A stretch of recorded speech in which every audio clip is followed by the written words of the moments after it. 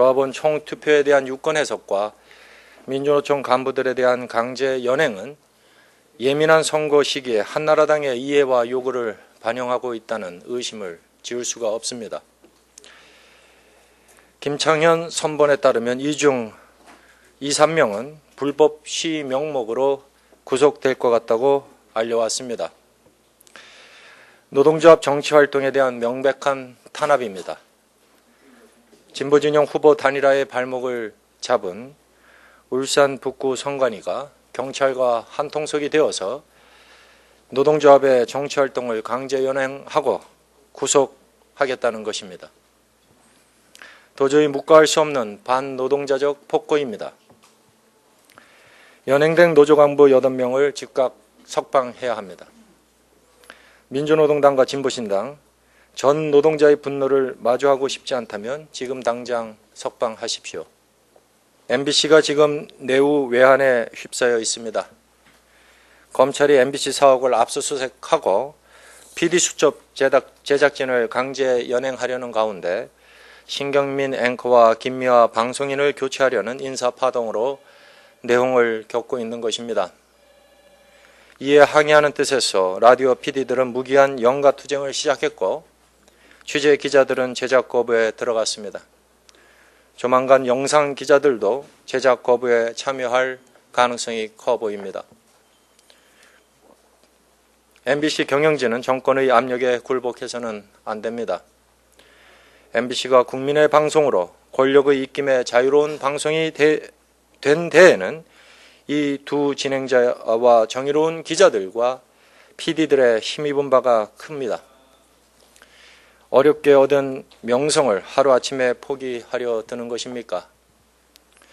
MBC 경영진은 방송 장악의 혈안이 된 부당한 권력에 대해서 정면으로 승부해야 할 것입니다. 그것은 두 진행자에 대한 교체 압력을 거부하는 것이고 그럴 때 MBC의 방송 독립성은 재확인될 것입니다. MBC는 이 나라 민주주의의 마지막 보루이기 때문에 더욱더 그러합니다.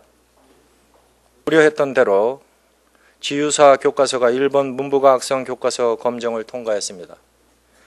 후쇼사 교과서와 함께 일본판 역사왜곡 교과서 2종 세트가 출시된 것입니다. 일본 문부과학성의 교과서 검정 주기인 4년마다 역사 왜곡 전쟁이 되풀이되고 있습니다. 교과서 역사 왜곡을 바라보는 우리 국민은 두 번째 침탈을 당한 것처럼 참담한 심정입니다. 일본은 선조들의 부끄러운 과거를 미화하고 두둔하는 역사 왜곡 교과서가 거짓이 또 다른 거짓을 낳는 기만임을 분명히 깨달아야 할 것입니다. 우경화의 한 길로 달려가는 지유사 교과서는 한일 관계 정상화에 큰 걸림돌로 작용할 것입니다. 지유사 교과서의 쌍둥이인 후쇼사 교과서는 일본 내 채택률이 0.5%에도 미치지 못하고 있습니다. 그런데도 이를 부득불 통과시켜 온 문부과학성의 저희가 더욱 불순하기 짝이 없습니다. 그 0.5% 때문에 한일 관계를 파탄시켜도 될 정도로 우리나라와의 외교가 그렇게 가벼운 것인지 묻지 않을 수 없습니다. 이에 대한 우리 정부의 입장도 결코 동의하기 어렵습니다. 외교통상부는 지유사 교과서 검정 통과에 강력히 항의하며 근본적 시정을 촉구하는 성명을 내긴 했지만 외교적 조치가 무력하기 짝이 없습니다.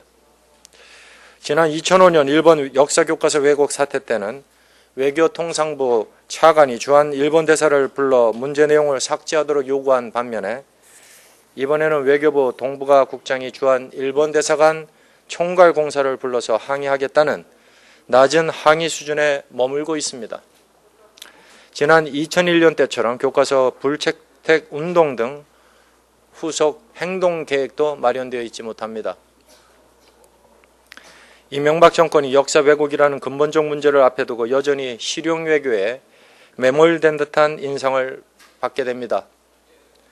상처받은 국민들의 마음과 국가 자존을 회복하기 위해서라도 강력하고 단호하고 원칙적인 대응을 요구합니다.